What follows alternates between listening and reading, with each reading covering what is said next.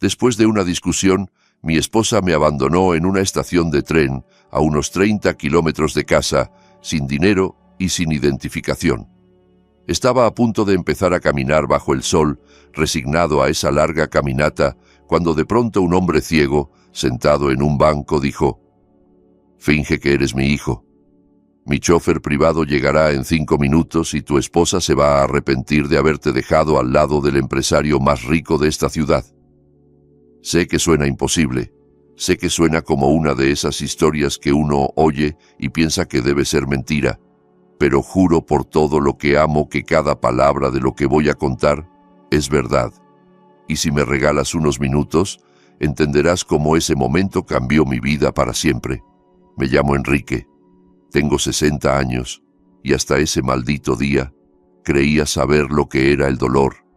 Llevaba 35 años casado con Luisa, 35 años trabajando como empleado de almacén, levantándome antes del amanecer, regresando con las manos llenas de callos y la espalda hecha trizas. Todo para darle una vida decente, todo para escuchar una y otra vez que nunca era suficiente. Pero aquella mañana de sábado todo explotó. Habíamos viajado a las afueras para visitar a una prima suya. 2 horas en un autobús con Luisa pegada al móvil, sonriendo a mensajes que nunca me enseñaba, escribiendo cosas que jamás compartía conmigo. Yo miraba por la ventana fingiendo no ver lo evidente, porque a veces el silencio duele menos que la verdad. Al llegar a aquella pequeña estación perdida en medio de la nada, ella quiso comprar dulces típicos en una tienda al otro lado de la plaza. Le dije que prefería esperarla sentado en un banco. Mis rodillas ya no aguantan como antes, y ahí empezó todo. Sentado, otra vez sentado, Enrique. Su voz sonó como un latigazo. Siempre estás cansado. Siempre tienes una excusa. ¿Sabes qué? Estoy harta. Harta de vivir con un viejo sin ambición, sin dinero y sin nada que ofrecerme más que mediocridad. La gente empezó a mirarnos. Sentí la cara arder de vergüenza. «Luisa, por favor, no hagamos esto aquí», susurré, intentando calmarla. «¿Aquí no? Entonces, ¿dónde, Enrique? ¿En nuestra casa de porquería? ¿En ese departamento que ni siquiera puedes terminar de pagar?» Se rió con amargura. «Mira a tu alrededor. Mira dónde estamos. En una estación mugrienta, en un pueblo olvidado, porque ni siquiera podemos permitirnos viajar como la gente normal». Cada palabra era un golpe directo al pecho. Intenté tocarle el brazo, pero se apartó como si la hubiera quemado. «No me toques, y no quiero que me vuelvas a tocar nunca».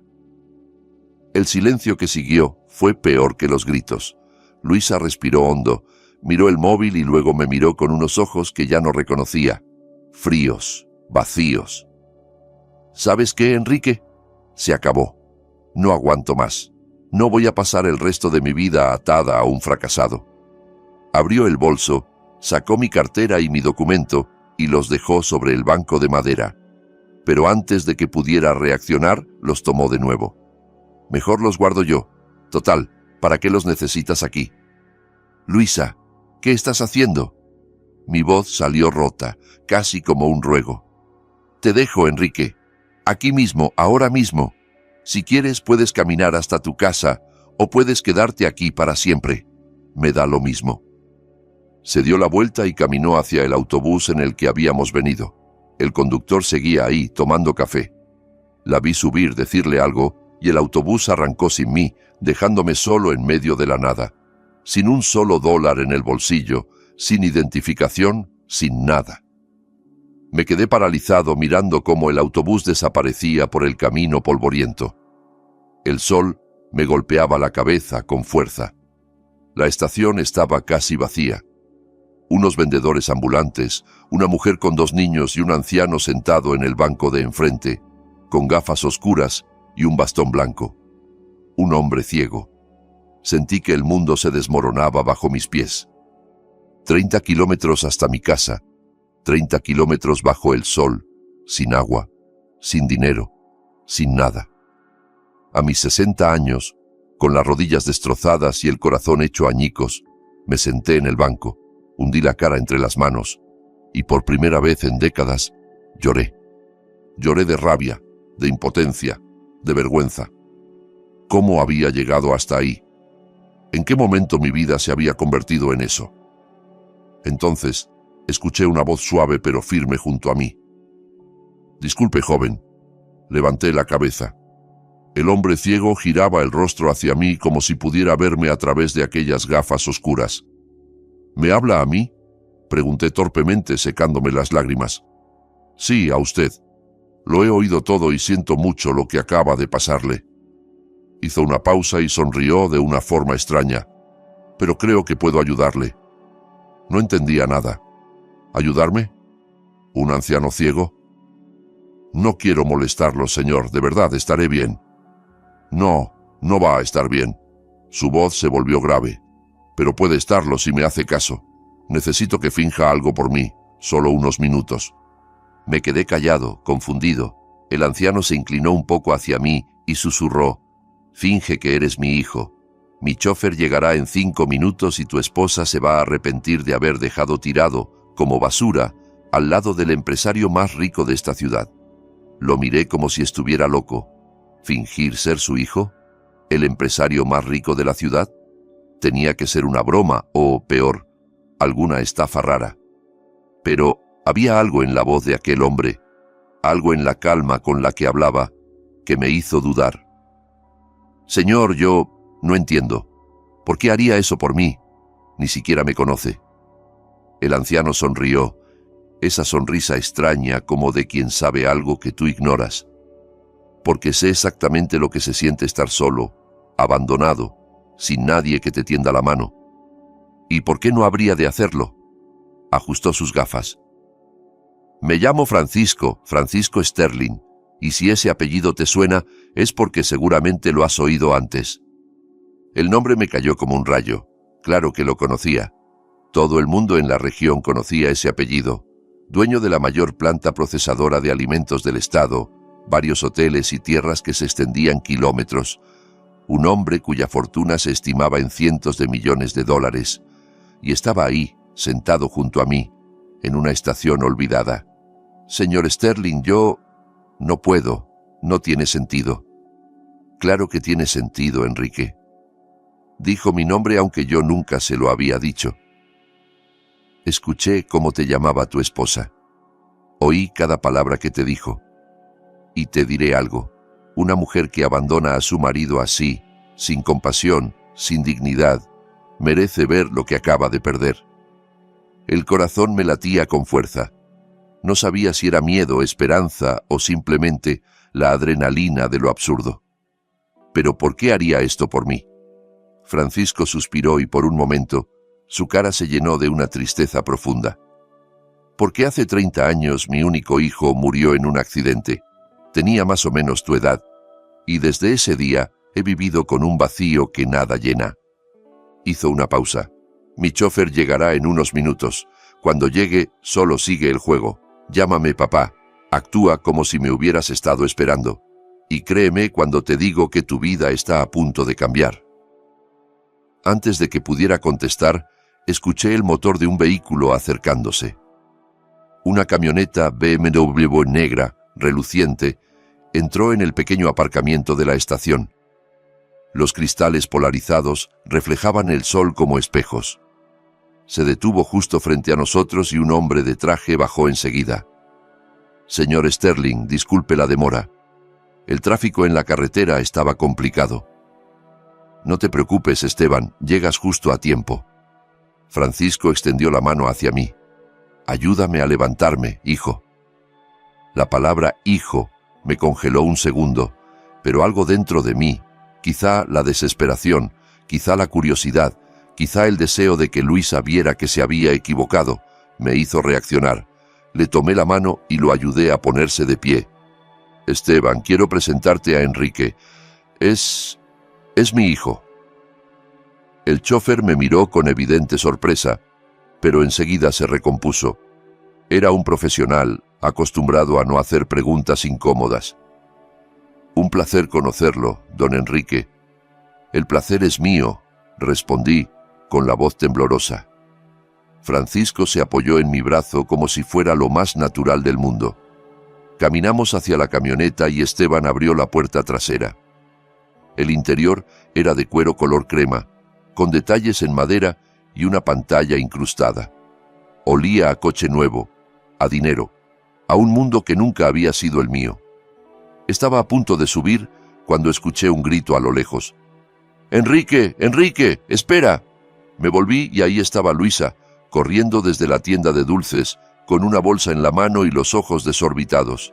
Lo había visto todo: la camioneta de lujo, a Francisco, el trato respetuoso, como si yo fuera alguien importante. Se detuvo a pocos metros, jadeando, con el rostro lleno de confusión. «Enrique, ¿qué está pasando? ¿Quién es este señor?». Francisco giró el rostro hacia donde venía la voz de Luisa, aunque no pudiera verla, y sonrió con una calma que me heló la sangre. «Disculpe, señora, creo que se equivoca. Mi hijo no tiene tiempo para charlar con extraños. Nos espera una cena familiar muy importante». «¿Su hijo?». Luisa me miró como si me hubiera vuelto loco.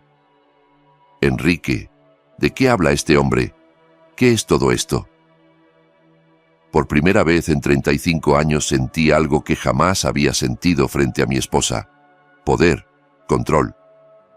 Las tornas se habían invertido y yo no estaba del lado perdedor.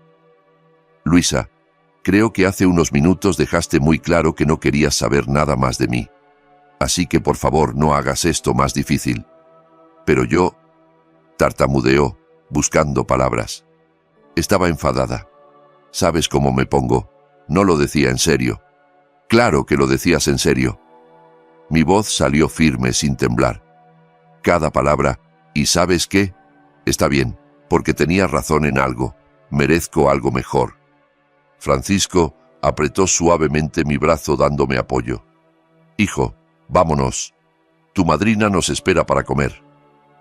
Se volvió hacia Esteban. «Por favor, llévanos a casa». Subí a la camioneta, Francisco detrás de mí. Esteban cerró la puerta y el sonido fue como el cierre de un capítulo de mi vida. A través del cristal polarizado vi a Luisa de pie, con la boca abierta, la bolsa de dulces colgando de su mano, mirando cómo nos alejábamos. La camioneta salió suavemente del estacionamiento. El aire acondicionado era perfecto. Sonaba música clásica muy baja. Y ahí estaba yo, sentado junto a un millonario ciego que acababa de cambiar mi destino en cuestión de minutos. «¿Estás bien?», preguntó Francisco sin mirarme. «No lo sé. Todavía no entiendo qué acaba de pasar». «Lo que pasó, Enrique, es que le diste una lección a tu esposa que jamás olvidará. Vio que el hombre al que abandonó como si fuera basura vale mucho más de lo que nunca imaginó». Hizo una pausa. «Pero esto es solo el principio». «¿A qué se refiere?», pregunté. Francisco volvió a sonreír, esa sonrisa llena de secretos. «A que si de verdad quieres cambiar tu vida, si de verdad quieres que esa mujer se arrepienta por haberte dejado, tendrás que quedarte conmigo un tiempo, tendrás que ser mi hijo, no solo un rato, el tiempo suficiente para que todos lo crean, incluida ella». Mi mente era un torbellino: miedo, emoción, incredulidad, esperanza. ¿Y por qué haría eso por mí? Todavía no lo entiendo. Francisco se quitó las gafas por primera vez. Sus ojos estaban velados, cubiertos por una película blanca, ojos que no veían, pero que parecían mirar directo a mi alma. «Porque estoy cansado de estar solo, Enrique. Porque mi hijo murió hace 3 décadas y nunca pude despedirme. Porque tengo más dinero del que podría gastar en 10 vidas y no tengo con quién compartirlo». Su voz se quebró un poco. «Y porque algo me dice que eres un buen hombre, un hombre que merece una segunda oportunidad». Las lágrimas volvieron a mis ojos, pero esa vez no eran de dolor, sino de algo que no sentía hacía años: esperanza. «No sé qué decir, don Francisco». «Di que sí. Di que confiarás en mí y verás cómo todo cambia». Miré por la ventana. La estación ya era un punto distante en el horizonte, y, en algún lugar de ese punto, Luisa seguía de pie preguntándose qué demonios había pasado. Respiré hondo. Sí, confío en usted. Francisco sonrió y se volvió a poner las gafas. Perfecto. Entonces, hijo, bienvenido a tu nueva vida. El camino hasta la mansión de Francisco duró unos 40 minutos, pero a mí me pareció que pasaron 40 segundos. Mi mente repetía una y otra vez la escena. La cara de Luisa al verme subir a aquella camioneta, su confusión, su arrepentimiento instantáneo. 35 años soportando su desprecio, sus quejas constantes, la manera en que me hacía sentir pequeño, y solo habían hecho falta 5 minutos para darle la vuelta a todo. La camioneta dejó la carretera principal y tomó un camino privado flanqueado por árboles antiguos. A lo lejos empecé a ver un enorme caserón de estilo colonial, de paredes blancas y techo de tejas rojas. Jardines inmensos, fuentes y una reja de hierro forjado que se abrió automáticamente al acercarnos. «Bienvenido a tu nuevo hogar, Enrique», dijo Francisco, tranquilo, como si fuera lo más normal del mundo. «¿Mi nuevo hogar?» Las palabras sonaban tan irreales que casi me entró la risa, pero en el pecho no había risa, solo un nudo de incredulidad y miedo. Esteban detuvo la camioneta frente a la entrada principal, bajó rápido y abrió nuestra puerta. Ayudé a Francisco a bajar, se apoyó en mi brazo con firmeza. Había seguridad en la forma en que se movía, como si llevara años haciéndolo conmigo. «Esteban, avisa por favor a Juana que prepare la habitación de huéspedes del ala este para mi hijo, y dile que use las sábanas nuevas, las de algodón egipcio. Enseguida, señor Sterling». Entramos en la casa y mis ojos no daban abasto. El vestíbulo era enorme, con suelos de mármol italiano, una escalera de madera tallada que llevaba al segundo piso, y una lámpara de cristal que seguramente costaba más que todo mi departamento. En las paredes había cuadros, esculturas, y un olor a limpieza y flores frescas llenaba el ambiente. Apareció por una puerta lateral una mujer de unos 50 años, con un uniforme impecable. Su rostro mostró sorpresa al verme, pero enseguida adoptó una sonrisa profesional. «Señor Sterling, qué gusto verlo. ¿Necesita algo?» «Sí, Juana. Quiero presentarte a Enrique. Es mi hijo. Vivirá con nosotros a partir de ahora». Juana me miró con los ojos muy abiertos, pero no dijo nada. Solo asintió. «Por supuesto, señor. Prepararé todo enseguida. ¿El joven comerá con usted?» «Por supuesto. Prepara algo especial. Hoy es un día importante para esta familia». La palabra familia me atravesó el pecho. Hacía mucho que ese concepto no significaba algo cálido para mí. Juana se apresuró a cumplir las órdenes y Francisco me guió hacia una sala enorme con ventanales que daban al jardín. Sofás de cuero beige, mesas de cristal y una chimenea de piedra dominaban la estancia. Me señaló un sofá. «Siéntate, Enrique. Tenemos que hablar». Me senté sintiéndome completamente fuera de lugar. Francisco se sentó frente a mí, dejó su bastón a un lado y se quitó las gafas otra vez. Sus ojos ciegos no veían, pero yo sentía que me desnudaban el alma. «Sé que tienes muchas preguntas y todas son comprensibles, así que voy a ser totalmente sincero contigo». Asentí, aunque él no pudiera verlo. Hace 30 años mi hijo Antonio murió en un accidente de coche. Tenía 30 años, recién casado, con toda la vida por delante. Desde ese día mi esposa nunca volvió a ser la misma. Murió 5 años después, más de tristeza que de enfermedad. Y me quedé solo. Solo con mi dinero, mis empresas y este vacío que nunca he podido llenar. Su voz se quebró, pero se mantuvo entero. Desde entonces he vivido en esta casa enorme, rodeado de empleados, socios, gente que solo me busca por mi dinero, pero nadie que de verdad se preocupe por mí. Nadie que me llame papá. Nadie que me haga sentir que mi vida significa algo más que números en una cuenta bancaria. Guardé silencio, sintiendo el peso de sus palabras. Cuando te oí en la estación, cuando escuché cómo tu esposa te humillaba, te abandonaba, te trataba como si no valieras nada, algo dentro de mí se rompió. Porque sé lo que es la soledad, Enrique, y sé cómo se siente cuando tu vida parece perder el sentido. Hizo una pausa.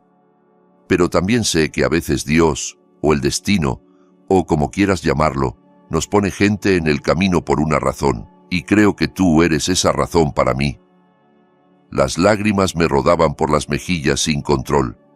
Señor Francisco, esto es demasiado. No soy su hijo, no merezco nada de esto. No digas eso, nunca vuelvas a decir que no mereces nada. Su voz se hizo firme. Has trabajado toda tu vida para darle a esa mujer una vida digna.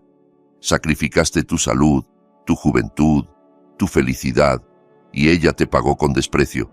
Si alguien merece una segunda oportunidad, eres tú.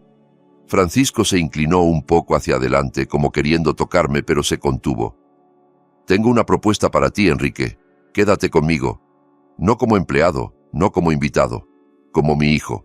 Vive en esta casa, aprende de mis negocios, deja que te enseñe el mundo que nunca pudiste conocer, y a cambio, solo te pido una cosa. Hazme compañía, llámame papá, y hazme sentir que mi vida aún tiene sentido. El corazón me latía tan fuerte que pensé que iba a explotar. ¿Y mi esposa? ¿Mi vida anterior? Tu esposa te abandonó, Enrique. Esa decisión ya la tomó ella. Y tu vida anterior seguirá ahí si algún día quieres volver.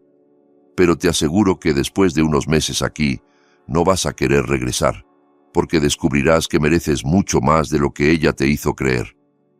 Francisco extendió la mano buscándome en el aire. La miré, arrugada, con manchas de la edad, pero firme. Miré alrededor aquella sala que valía más que todo lo que yo había ganado en mi vida.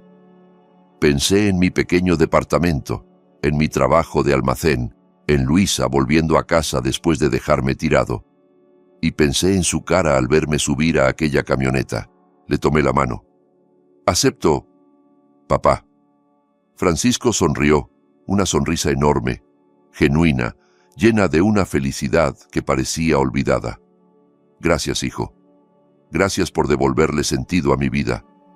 Nos quedamos así, con las manos entrelazadas, dos hombres solos que acababan de encontrar algo que creían perdido hacía mucho, una familia. Juana apareció en la puerta. Señor Sterling, la cena está lista, y la habitación del señor Enrique también. Perfecto, Enrique, ven, vamos a cenar como debe hacerlo una familia. Me levanté todavía sin asimilar nada. Lo seguí hasta un comedor enorme, con una mesa de madera maciza para 20 comensales, pero solo había 2 puestos preparados, uno en la cabecera y otro a su lado.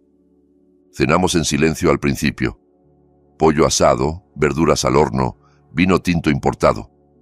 Cada bocado sabía distinto, mejor, como si la comida supiera que mi vida había cambiado. Mañana llamaré a mi abogado, dijo de pronto Francisco. Vamos a iniciar el proceso legal para convertirte en mi heredero oficial.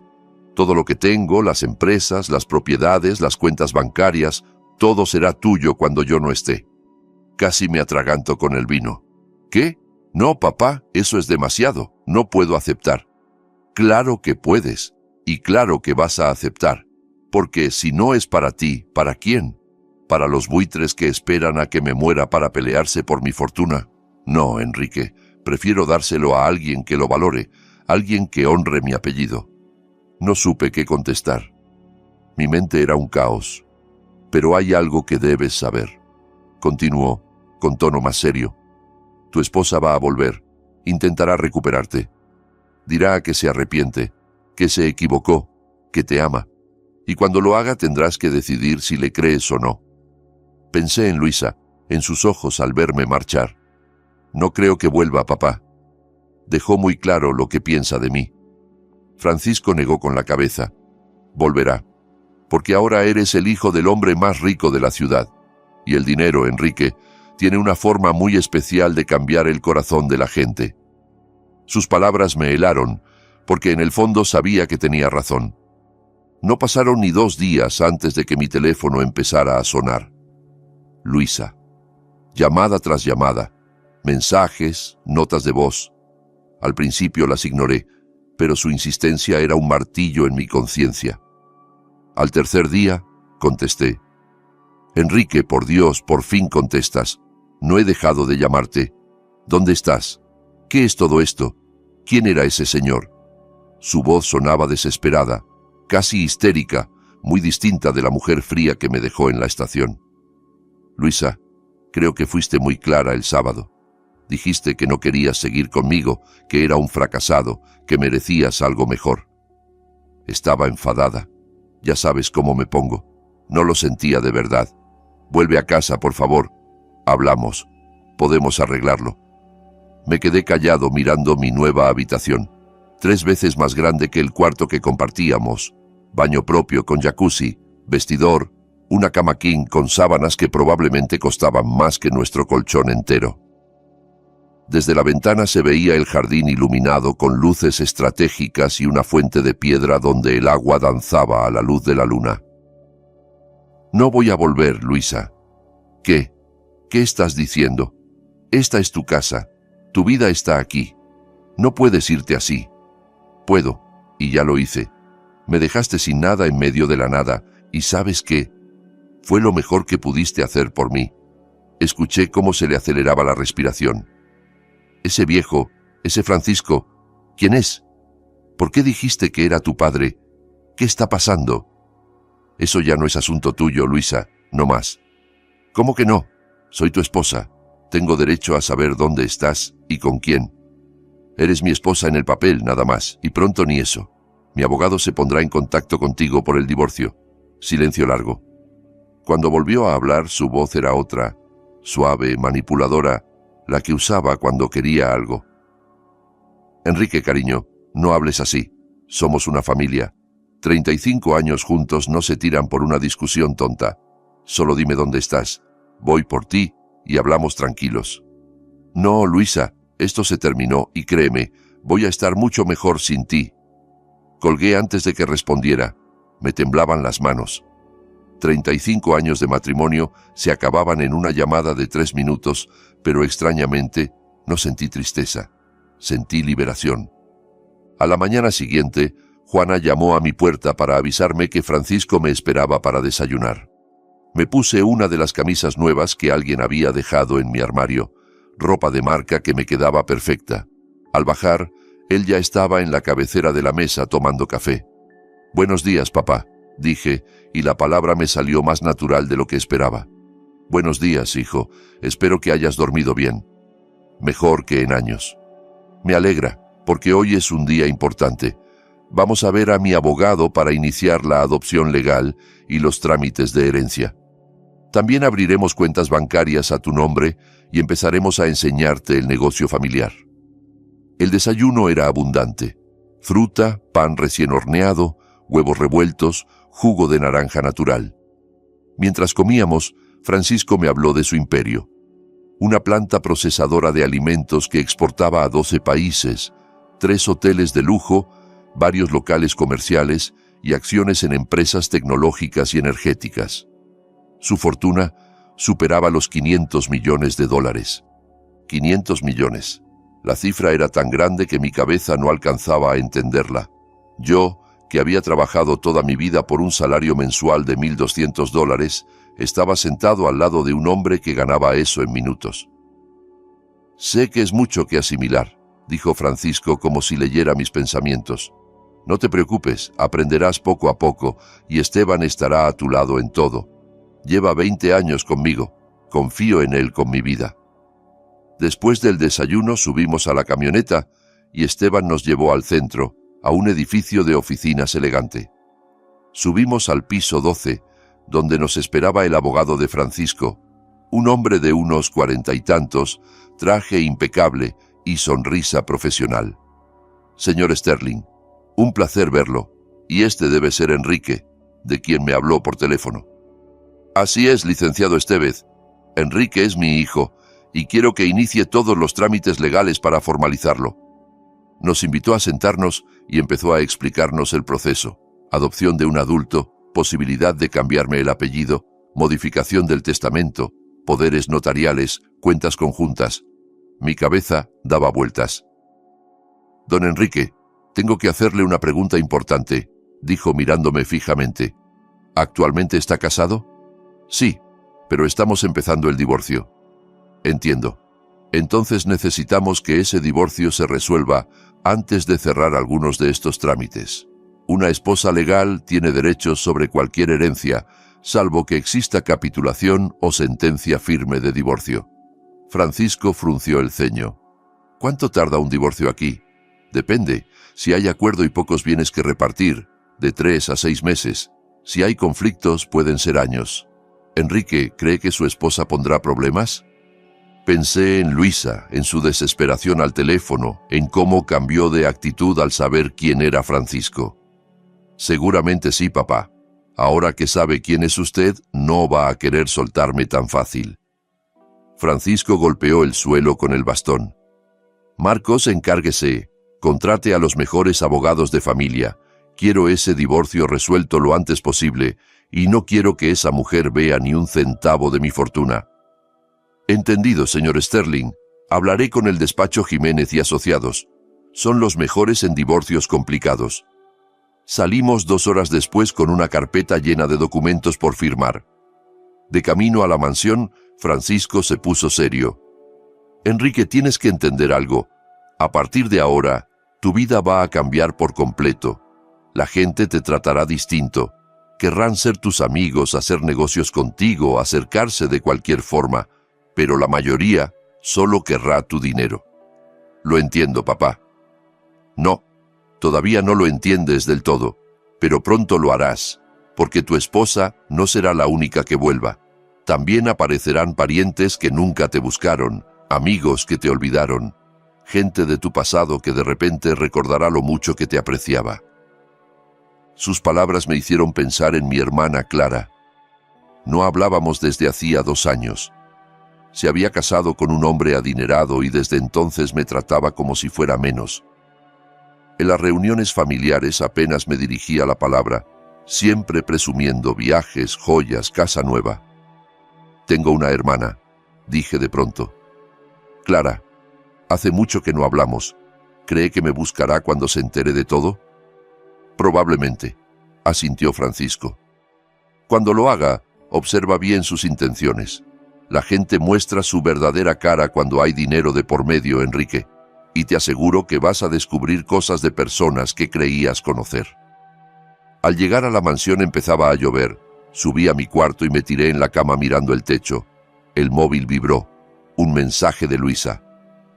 Enrique, por favor, tenemos que hablar. Vuelve a casa. Te extraño, perdóname. Lo borré sin contestar. Otro mensaje de un número desconocido. Enrique, soy Clara, tu hermana. Me enteré de que estás pasando un mal momento con Luisa.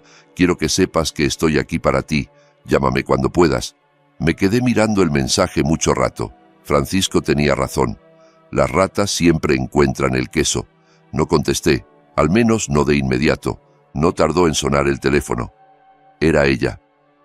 Enrique, hermano, ¿por qué no has contestado? Estoy preocupadísima por ti. Preocupada sonaba falso en su boca. Clara nunca se preocupó por mí, ni cuando perdí el trabajo hace 5 años, ni cuando mamá murió y pagué solo el funeral porque ella estaba de viaje en Europa, ni cuando le pedí prestados $2,000 para una operación de Luisa y me dijo que no podía, mientras llevaba un bolso de 5,000 colgado del brazo. Hola, Clara, estoy bien. Gracias por preguntar. ¿Bien? Luisa me llamó llorando. Me dijo que la dejaste, que te fuiste con un viejo extraño, que no le contestas. ¿Qué está pasando? Lo que pasa es que Luisa me dejó tirado en una estación sin dinero y sin documentos, Clara. Y decidí no volver con ella. Silencio al otro lado. Pero es tu esposa, Enrique. Las parejas discuten. Es normal. No puedes tirar todo por una pelea. No fue solo una pelea. Fue la gota que colmó el vaso después de años de humillación. Bueno, pero ¿y ese hombre con el que te fuiste? Luisa dijo que subiste a una camioneta de lujo con un anciano. ¿Quién es? Ahí estaba la razón real de su llamada. No le importaba cómo estaba yo. Quería saber quién era Francisco, si los rumores que ya corrían eran ciertos. Es alguien que me ayudó cuando más lo necesitaba. Es todo lo que tienes que saber. Enrique, soy tu hermana. Tengo derecho a saber con quién estás. ¿Y si es peligroso? ¿Y si se aprovecha de ti? Casi me reí. Ella, hablando de aprovecharse. No te preocupes por mí, Clara, estoy mejor que nunca. Así que es verdad, estás viviendo en la mansión de los Sterling, ¿no? Dios mío, Enrique, ¿cómo lograste eso? ¿Trabajas para él? ¿Eres su empleado? Ahí estaba su desprecio habitual apenas disfrazado. Para ella solo podía ser un empleado, nunca un igual. No soy su empleado, soy su hijo. El silencio que siguió fue largo. ¿Su hijo? Eso no tiene sentido, Enrique. Tiene todo el sentido. Francisco Sterling me adoptó. Soy su heredero legal. Y dentro de poco, cuando se termine el papeleo, tendré acceso a toda su fortuna. Oí cómo respiraba agitadamente, procesando la información. Enrique, yo no lo sabía.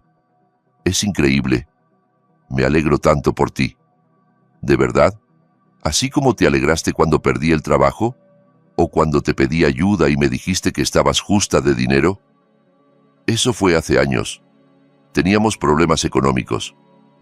Tantos problemas que al mes siguiente te compraste un coche nuevo. No seas rencoroso, Enrique. Somos familia. Sé que me he equivocado, pero ahora quiero estar ahí para ti. Quiero que volvamos a ser hermanos. En ese momento entró Francisco al comedor, guiado por su bastón. Alzó una ceja hacia mí, como preguntando quién era. Clara, tengo que colgar. Hablamos luego. Espera, podemos vernos hoy. Almorzamos juntos, hace mucho que no conversamos en serio. Lo pensaré, adiós. Colgué antes de que insistiera. Francisco se sentó en la mesa con su elegancia habitual. ¿Tu hermana? Sí, ¿cómo lo supo? Por tu tono. Hay un cansancio especial que solo provoca la familia. Sonrió. ¿Quiere dinero? Todavía no lo ha pedido, pero sé que lo hará. O algo peor. Algo peor. Querrá usarme para presumir que su hermano es el hijo de Francisco Sterling, para abrir puertas, para escalar socialmente. Francisco asintió mientras Juana le servía café. La familia puede ser complicada, Enrique. A veces quienes más queremos son los que más nos hieren. Yo aprendí eso a las malas. ¿Qué le pasó?, pregunté. Francisco dio un sorbo a su café y habló. Cuando mi hijo murió, tenía 3 hermanos, uno mayor y 2 menores. Fueron al funeral, lloraron, dijeron que estarían ahí para mí, pero en cuanto leyeron el testamento y vieron que Antonio era mi único heredero y que yo me había quedado sin hijos, empezaron a pelear entre ellos por quién debería quedarse con mi fortuna cuando muriera. Me demandaron, Enrique, mis propios hermanos intentando obligarme a repartir mi herencia en vida. Sentí un escalofrío. ¿Y qué hizo? Los desheredé. Cambié el testamento y dejé claro que no verían ni un centavo. Desde entonces no me hablan. ¿Y sabes qué? No los extraño. Entendí que nunca me quisieron. Solo querían lo que tenía. Extendió la mano sobre la mesa y la tomé. Por eso te elegí a ti, Enrique. Porque cuando te encontré no tenías idea de quién era yo. No me buscaste, no me pediste nada. Estabas en tu peor momento, destrozado, humillado, y aún así dudaste cuando te ofrecí ayuda porque no estás acostumbrado a recibir sin dar algo a cambio. Esa humildad, esa integridad, eso no se compra.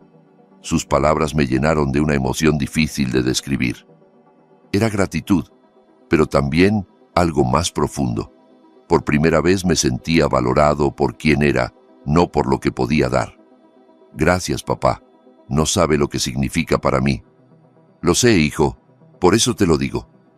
El resto del día lo pasamos revisando documentos en su despacho privado. Me enseñó sus negocios, me explicó contratos, me presentó a socios por videollamada. Era abrumador, pero también emocionante. Por primera vez en mi vida, mi mente servía para algo más que cargar cajas. Por la tarde, Esteban me llevó a una tienda de ropa de alta gama en el centro. Francisco insistía en que necesitaba un guardarropa acorde con mi nueva posición.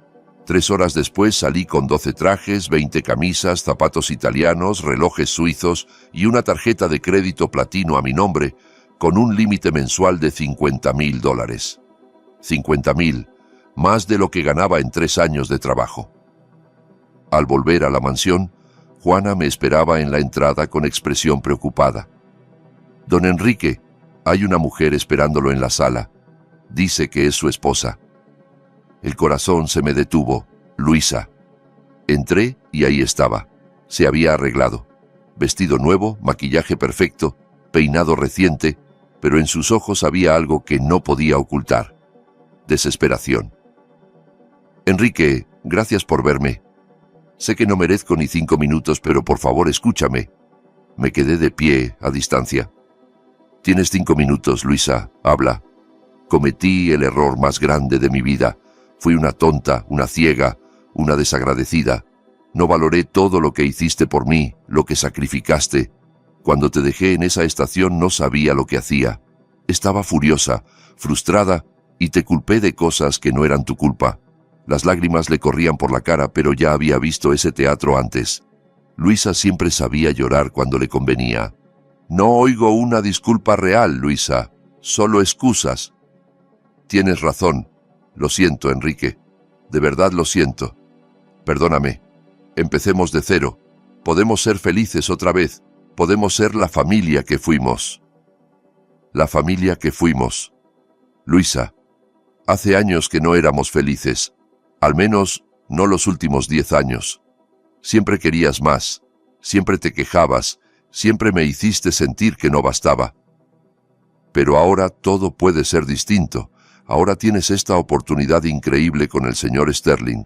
Podemos vivir bien, viajar, tener todo lo que siempre soñamos. Y ahí estaba la verdad detrás de sus lágrimas. No me quería a mí, quería el dinero. Sal de esta casa, Luisa. ¿Qué? No, Enrique, por favor. He dicho que salgas y no vuelvas. Mi abogado se pondrá en contacto contigo. Firma el divorcio sin pelear y esto se acabará rápido. Pelea y te prometo que no ganarás. Me miró con una mezcla de sorpresa y rabia. ¿Así me pagas, Enrique? Después de 35 años me echas como basura. No, Luisa, tú me echaste. Yo solo estoy aceptando tu decisión. Se levantó, temblando de furia. Esto no se ha terminado. Soy tu esposa legal. Tengo derechos y voy a luchar por lo que me corresponde. Lucha lo que quieras. No vas a ganar. Salió dando un portazo. Me quedé solo en aquella sala lujosa, sintiendo que acababa de cerrar para siempre un capítulo de mi vida. Los días siguientes fueron una mezcla extraña de tranquilidad y tensión. Por las mañanas Francisco me enseñaba sus negocios, me presentaba a sus contactos, me explicaba cómo funcionaba su imperio. Yo absorbía todo como una esponja, descubriendo una mente para los números y la estrategia que nunca había tenido oportunidad de desarrollar. Por las noches, en cambio, mi móvil no paraba de vibrar. Luisa, Clara, números desconocidos. Todos querían algo. Todos se habían enterado de que Enrique, el fracasado empleado de almacén, ahora era el hijo adoptivo del hombre más rico de la ciudad. Una semana después de la visita de Luisa, recibí una notificación judicial. Me demandaba por pensión, reparto de bienes y compensación por daño emocional. Pedía $50,000 mensuales y la mitad de cualquier propiedad adquirida durante el matrimonio, incluyendo, según sus abogados, cualquier futura herencia de Francisco. El licenciado Estevez casi se rió al leer la demanda. Esto no tiene base legal. Ella lo abandonó. Hay testigos y cualquier herencia que reciba será posterior a la separación. No tiene derecho a nada. Entonces, ¿por qué lo hace? Porque está desesperada y porque sus abogados esperan que usted acepte un acuerdo para evitar un proceso largo. Es una táctica de presión. Francisco, sentado a mi lado, golpeó el suelo con el bastón. No habrá acuerdo. Marcos, quiero que contraataques con todo. Quiero que esa mujer entienda que cometió el peor error de su vida. Entendido. Pero la cosa no quedó ahí. Hay algo más, dijo el abogado con gesto serio. Luisa no solo demanda el divorcio, ahora lo acusa de fraude matrimonial y abandono. Dice que la dejó sin recursos, que se llevó todos los ahorros, que vive en el lujo mientras ella no tiene ni para comer. Y tiene testigos. Su hermana Clara presentó una declaración jurada diciendo que usted siempre fue un marido negligente, que maltrataba emocionalmente a Luisa y que planeó todo para quedarse con la fortuna del señor Sterling. Sentí como si me echaran agua helada por la espalda. Clara, y además han contratado a un investigador privado. Están poniendo en duda la legitimidad de la adopción, alegando que usted manipuló al señor Sterling aprovechándose de su ceguera y soledad. Francisco golpeó el suelo con tanta fuerza que el ruido retumbó en la oficina. Es ridículo. Estoy perfectamente lúcido. Nadie me ha manipulado. Lo sé, pero están construyendo un caso, y lo peor es que han contactado con antiguos empleados suyos, señor Sterling, buscando cualquier comentario que deje mal a Enrique. ¿Qué podemos hacer?, pregunté. Luchar. Tenemos la verdad de nuestro lado, respondió el abogado. Pero debo advertirles. Esto se va a poner feo, muy feo. Van a atacar tu reputación, Enrique. Intentarán pintarte como un vividor, un estafador, y usarán a tu propia familia para hacerlo. Francisco me tomó la mano. Lucharemos. No dejaremos que esas víboras ganen. Marcos, contrata a los mejores penalistas del país. Quiero demandarlas por difamación, calumnia, todo lo que sea posible. Y quiero que investigues a Luisa y a Clara. Si están mintiendo, debe haber pruebas. Los días siguientes fueron una pesadilla. Los periódicos locales empezaron a publicar artículos sobre el escandaloso caso de adopción del magnate Sterling. Fotos mías saliendo de la mansión, especulaciones sobre mis intenciones, entrevistas con fuentes cercanas que aseguraban que yo había planeado todo desde el principio. Clara dio una entrevista en una radio local. La escuché en el coche con Esteban al volante y Francisco a mi lado. Mi hermano Enrique siempre fue ambicioso, pero nunca tuvo capacidad para lograr nada por sí mismo. Al conocer al señor Sterling, vio una oportunidad y la aprovechó. Es triste ver cómo un anciano vulnerable puede ser manipulado solo por dinero. Sus palabras me cortaron como cuchillos. Esa era mi hermana. La niña con la que jugaba en el parque, la adolescente que lloró en mi hombro por su primer novio, la mujer que en el funeral de mamá juró que siempre estaríamos unidos. «Apaga eso», dije con la voz rota. Esteban apagó la radio. Francisco apretó mi mano. «No la escuches, hijo. Son las mentiras de una desesperada». Pero la cosa empeoró. Una semana después recibí otra citación. Luisa había pedido una orden de alejamiento temporal, alegando que yo la había amenazado y que temía por su seguridad. También presentó cargos por abuso emocional y económico. «Es absurdo», protesté cuando Marcos me lo explicó. «Jamás la amenacé ni le hice daño». «Lo sé, pero tiene testimonios. Clara dice que usted la amenazó cuando vino a visitarlo. Asegura tener un vídeo en su móvil». Me quedé helado. Recordé cómo al irse enfurecida de la mansión, sacó el teléfono. Pensé que llamaba a alguien. Ahora entendía que había estado grabando. «Se puede manipular un vídeo», dijo Francisco. «Editar, sacar de contexto. Marcos, necesitamos nuestras propias grabaciones. ¿Recuerda lo que le pedí el primer día que traje a Enrique aquí? Instalar cámaras de seguridad en toda la propiedad». «Exacto, incluida la sala, la entrada y el jardín». El corazón me dio un vuelco. ¿Está diciendo que todo quedó grabado? ¿La visita de Luisa la declara cada palabra? «Sí», respondió el abogado después de un segundo. «Eso cambia todo. Si tenemos esas grabaciones, podemos demostrar que mienten». «Exacto», sonrió Francisco. «Pero no mostraremos nuestras cartas todavía. Dejaremos que sigan cavando su propia tumba, que sigan mintiendo, declarando, y cuando estén atrapadas en sus propias mentiras, las destruiremos con la verdad». Era una estrategia arriesgada, pero Francisco llevaba 50 años sobreviviendo en los negocios. Sabía jugar.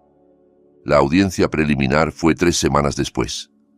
Llegué al juzgado con Francisco, Marcos y 3 abogados más. Del otro lado estaba Luisa, vestida como viuda pobre, sin maquillaje, intentando parecer vulnerable. A su lado, Clara, su primo abogado y otros 2 letrados de un bufete conocido. El juez era un hombre de unos 60, gesto severo. Escuchó a ambas partes durante 2 horas. Luisa lloró en los momentos justos. Clara me miraba con odio puro. Cuando llegó el turno de Marcos, se puso en pie con calma. Señoría, la defensa tiene pruebas concluyentes que desmienten todas las acusaciones de la parte demandante. Contamos con grabaciones de audio y vídeo de las visitas que la señora Luisa y la señorita Clara hicieron a la residencia del señor Sterling.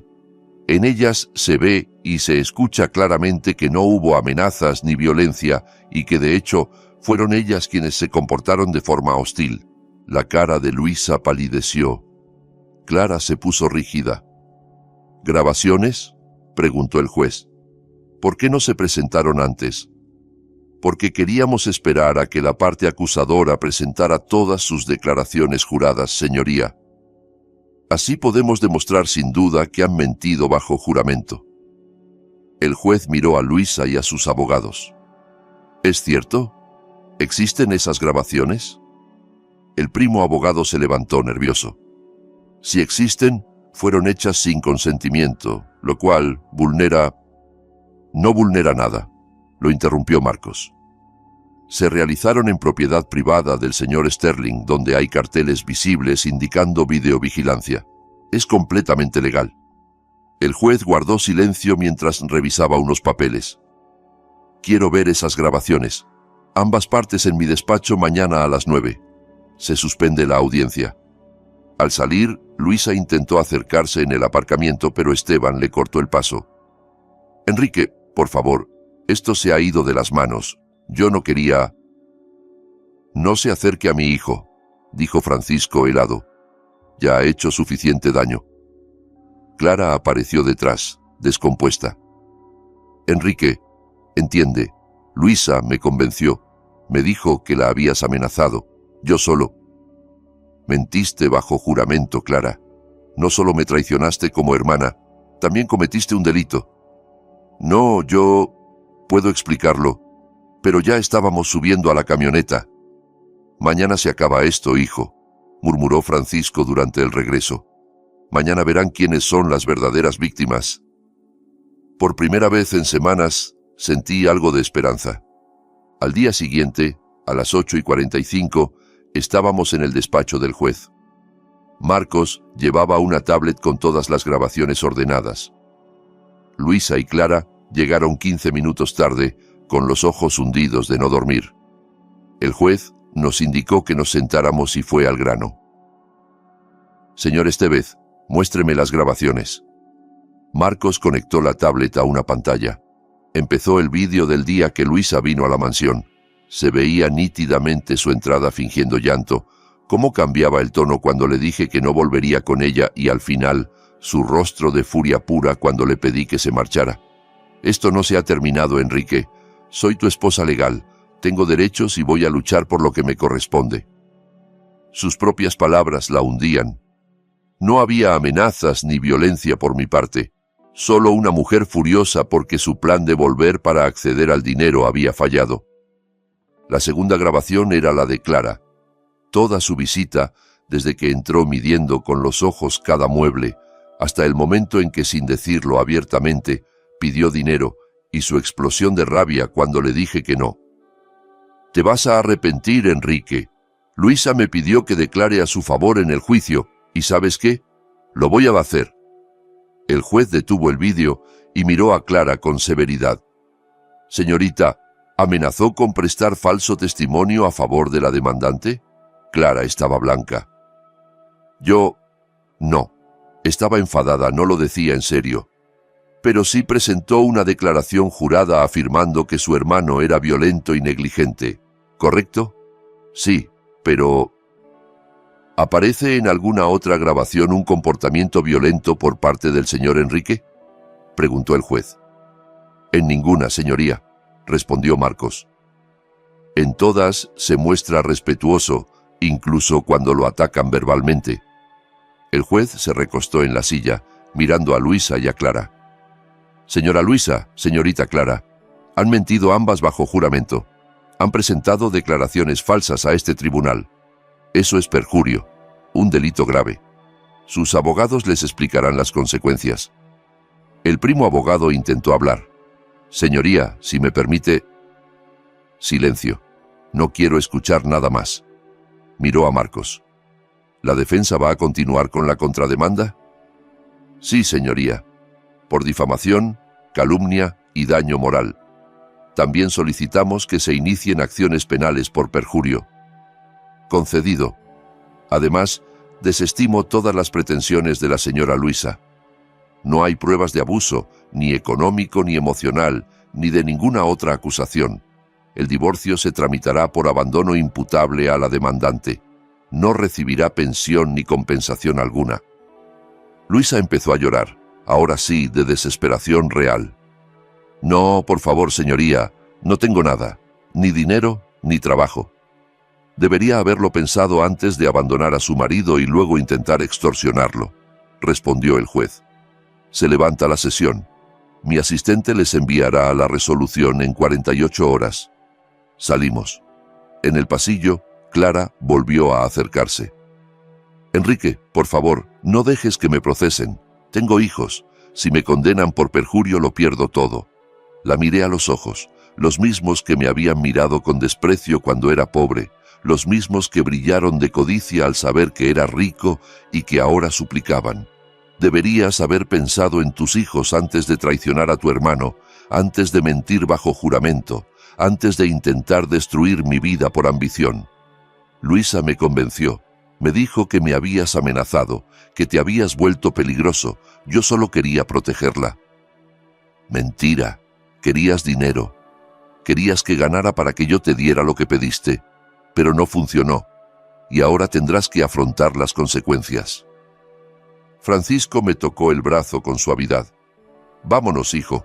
No merecen más de tu tiempo. Caminamos hacia la salida mientras detrás Luisa y Clara se quedaban llorando en el pasillo, rodeadas de abogados que seguramente les enumeraban cuántos años de cárcel podían caerles. De vuelta a la mansión, Francisco habló en voz baja. ¿Cómo te sientes? No lo sé. Debería sentirme victorioso, pero me siento vacío. Es normal. Acabas de ver el verdadero rostro de personas a las que querías. Duele, aunque merezcan lo que les pasa. ¿Crees que fui demasiado duro con Clara? No, fuiste justo. Ella tomó sus decisiones. Mentir, traicionarte, intentar destruirte. Las consecuencias son suyas, no tuyas.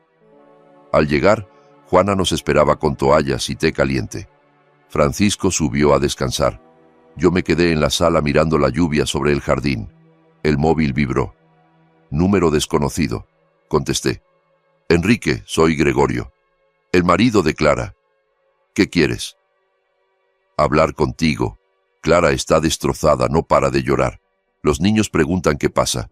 Por favor, Enrique, retira los cargos. Se equivocó, pero no merece la cárcel. ¿Un error? Clara mintió bajo juramento.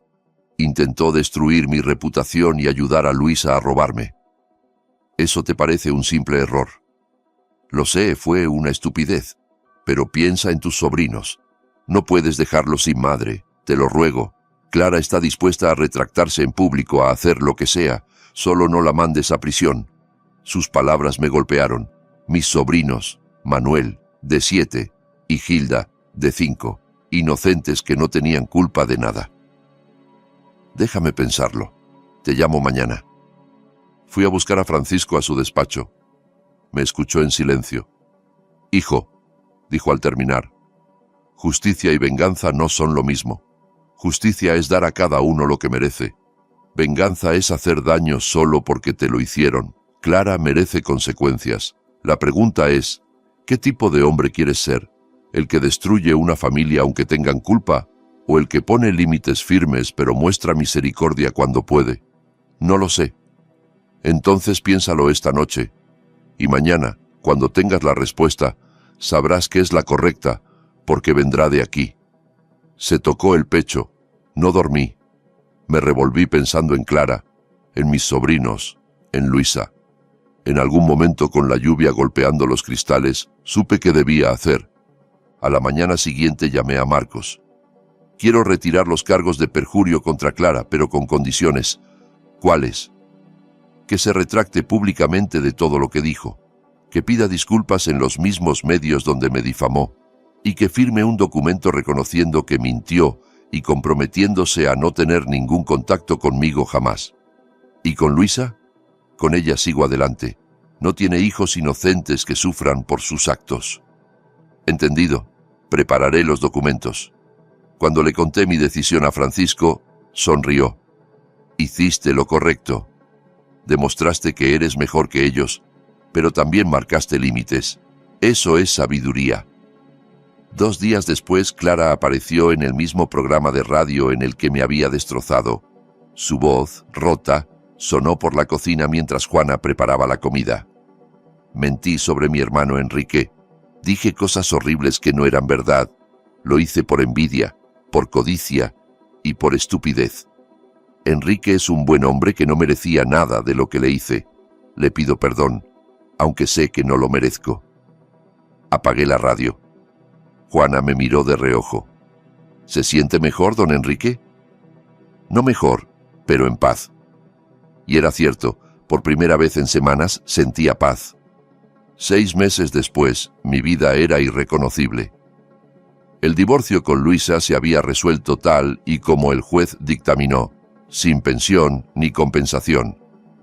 Aún así, enfrentó cargos reducidos por intento de fraude procesal. Le dieron 2 años de libertad condicional y una multa de $20.000 que nunca podría pagar. Lo último que supe es que vivía en un departamento pequeño con una prima, trabajando de cajera en un supermercado. Clara cumplió los acuerdos, se retractó, firmó los documentos y nunca intentó contactarme. Gregorio me llamó una vez para agradecerme por no meterla en la cárcel. Le dije la verdad, lo hice por mis sobrinos, no por ella. Francisco y yo nos volvimos inseparables. Todas las mañanas desayunábamos juntos. Por las tardes revisábamos las empresas y por las noches cenábamos como la familia que elegimos ser. Me enseñó todo sobre su imperio y descubrí que tenía un talento natural para los negocios que jamás había sospechado cargando cajas. La adopción se formalizó 3 meses después de la audiencia. Ese día, cuando el juez firmó y me dio mi nueva partida de nacimiento con el nombre Enrique Sterling, lloré como un niño. Francisco también lloró, aunque intentó ocultarlo. «Ahora eres oficialmente mi hijo», dijo con la voz tomada, «y yo, oficialmente, tu padre». «Usted fue mi padre desde el día que me encontró en aquella estación», respondí. Una tarde, estábamos sentados en el jardín viendo el atardecer cuando Francisco habló en serio. «Hay algo que tengo que confesarte, Enrique, algo que guardo desde que nos conocimos». «¿Qué cosa, papá?» «No estaba en esa estación por casualidad. Fui porque alguien me dijo que había un hombre en apuros, abandonado por su esposa. Esteban me llevó exactamente a ese lugar. Me quedé helado». «¿Quién se lo dijo?» Sonrió. «Juana. Es pariente lejana de una vendedora de la estación. Esa mujer vio todo lo que Luisa te hizo y se lo contó a Juana. Algo en la forma en que lo describió me hizo querer ir. Pensé que quizá por fin encontraría lo que llevaba 30 años buscando». Las lágrimas me corrieron por la cara. Todo este tiempo lo supo. Sabía que necesitabas ayuda. Lo que no sabía era que tú ibas a hacer exactamente lo que yo necesitaba también. Eso fue el destino, o Dios, o como prefieras llamarlo. Nos quedamos en silencio viendo el sol ocultarse tras las montañas. «¿Sabes qué es lo más extraño de todo esto?», dije al fin. «¿Qué?».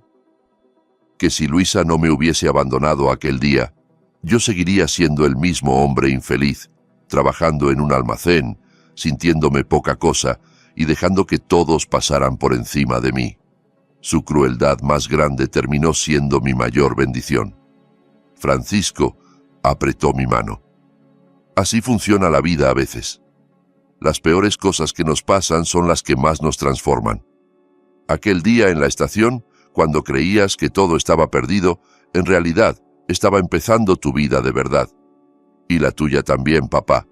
Y la mía también. Hoy, 2 años después de aquel día en la estación, soy el director general de Sterling Enterprises. Francisco se retiró oficialmente hace 6 meses, aunque sigue yendo a la oficina 2 veces por semana a supervisar. En realidad, creo que solo quiere asegurarse de que no arruine su legado. Nunca volví a ver a Luisa. Supe que intentó demandarme de nuevo, pero su propio abogado tiró el caso al ver que no tenía sustento. Clara me manda una tarjeta cada Navidad. Nunca las abro, las guardo en un cajón cerradas. Algunos puentes, una vez quemados, no pueden ni deben reconstruirse. Hace un mes pedí a Esteban que me llevara a aquella estación de tren. Me senté en el mismo banco donde estaba el día que mi vida cambió para siempre. El mismo banco donde lloré, derrotado, convencido de haber tocado fondo. Una pareja joven discutía cerca. Ella gritaba, llamando al hombre fracasado, inútil. Él tenía la mirada perdida, rota, como la mía aquel día. Me levanté y me acerqué. La mujer dejó de gritar al verme. «Disculpa», le dije al chico. «¿Necesitas que llame a alguien?» Me miró confuso, con lágrimas en los ojos. «Estoy bien, gracias». Le tendí mi tarjeta. «Si alguna vez necesitas ayuda, un trabajo o simplemente alguien que te escuche, llámame». Tomó la tarjeta con manos temblorosas. La mujer me miró con los ojos muy abiertos, quizá reconociendo el apellido Sterling. Volví a la camioneta donde Francisco me esperaba. «¿Hiciste una buena obra hoy?», preguntó con una sonrisa. «Lo intenté. No sé si me llamará, pero si lo hace, lo ayudaré como tú me ayudaste». Así se construye un legado, hijo. No solo con dinero, sino con compasión. Aquel día en la estación me quedé solo. Creí que mi vida se había terminado, pero en realidad apenas comenzaba. Perdí a una esposa que nunca me valoró, a una hermana que nunca me respetó y una vida que jamás me hizo feliz. A cambio, gané un padre que me ama sin condiciones, la familia que elegí construir y la dignidad que siempre merecí, pero nunca reclamé. A veces las peores traiciones son las mayores bendiciones disfrazadas, y a veces encontrar tu verdadero hogar exige perderlo todo antes. Hoy soy Enrique Sterling, hijo, empresario y por fin un hombre en paz consigo mismo. Y todo empezó el día en que un hombre ciego se inclinó hacia mí y me susurró: «Finge que eres mi hijo». Y si tú que estás viendo esto alguna vez te has sentido como Enrique, solo, menospreciado o traicionado por la gente que se supone que debía cuidarte, recuerda esto: tu historia todavía no ha terminado. A veces la vida te rompe solo para obligarte a reconstruirte más fuerte, con más dignidad y con personas que sí te sepan amar. Si quieres escuchar más historias como esta, que te recuerden tu valor y te den esperanza cuando todo parece perdido, suscríbete al canal, activa la campanita y deja un like para que YouTube se la muestre a más personas que lo necesitan. Cuéntame en los comentarios qué parte de esta historia más te tocó y nos vemos en el próximo video, donde quizá la próxima historia que cambie una vida sea la tuya.